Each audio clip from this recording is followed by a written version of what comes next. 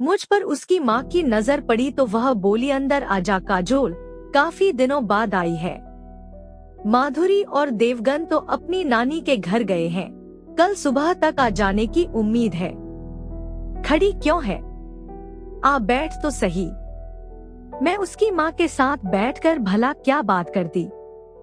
2-3 minute तक खड़ी रही, फिर बोली, आंटी मैं जा रही हूँ, माधुरी आए तो कह देना मैं आई थी।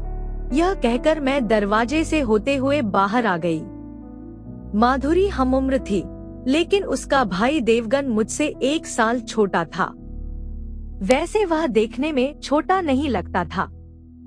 देवगन बहुत शरारती भी था। वह केवल शरारती ही नहीं था, बहुत सुंदर और स्मार्ट भी था। मेरी उम्र यही कोई 15-16 की थी, देवगन 15 का था।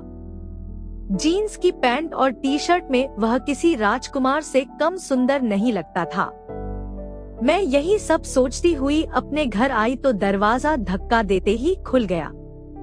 मैं बरामदे से होते हुए मम्मी के बेडरूम के सामने आई तो किसी मर्दाने आवाज को सुनते ही ठिठक गई, पापा तो घर पर है नहीं, 2 दिनों के लिए बाहर गए हैं। फिर यह मर्दानी आवाज कहाँ से आ रही है और यह आवाज किसकी हो सकती है। मैं वहीं खड़ी होकर सोचने लगी कि यह आवाज कहाँ से आ रही है। यह आवाज मम्मी के बेडरूम से आ रही थी।